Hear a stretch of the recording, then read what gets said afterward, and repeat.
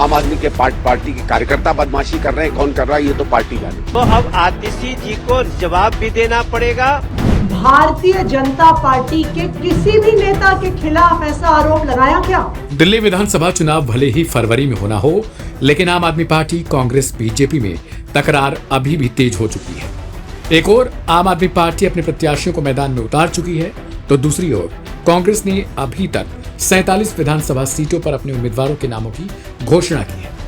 कांग्रेस ने पहली बार में 21 सीटों पर टिकट का ऐलान किया था और उसके बाद मंगलवार देर शाम तक 26 प्रत्याशियों की दूसरी सूची भी जारी की गई। कुल मिलाकर कहा जाए तो पार्टी ने ओखला विधानसभा सीट छोड़कर सभी मुस्लिम बाहुल्य सीटों पर उम्मीदवारों के नामों की घोषणा कर दी है। ऐसे में अब सवाल उठता है कि कांग्रेस ओखला सीट पर अपने पत्ते क्यों नहीं खोल रही। शाहीन बाग तब सुर्खियों में छाया रहा था जब CAA NRC आंदोलन को लेकर यहां खूब बवाल हुआ था। शाहीन बाग का इलाका ओखला विधानसभा सीट में ही आता है।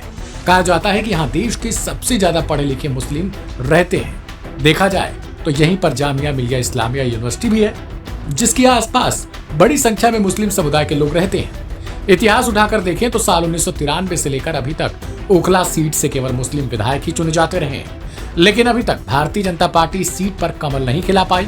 लेकिन ऐसा नहीं है कि बीजेपी ने कोशिश नहीं की, क्योंकि वह इस सीट पर मुस्लिम प्रत्याशी उतारने का भी सियासी प्रयोग कर चुकी है, मगर हासिल कुछ नहीं हुआ। ओखला का यह इलाका कुछ सालों पहले तक कांग्रेस के सबसे मजबूत गढ़ के तौर पर देखा जाता था, लेकिन साल 2015 के बाद यहाँ केजरीवाल का ऐसा जादू चला कि यहाँ न कांग्रेस टिकी और न ही बीजेपी को कोई कामयाबी मिल पाई। लेकिन हाल ही में हुए MCD चुनाव में ओखला का सियासी पाला बदल गया।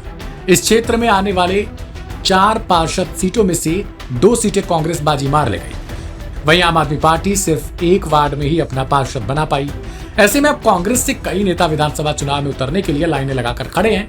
बड़ी बात है कि कांग्रेस की ओर से दावेदार बताए जा रहे ये सभी कैंडिडेट मुस्लिम हैं, जिसमें एक का नाम इशरत जहां, दूसरा अरफा खानम और तीसरा नाम अरीबा खान का है।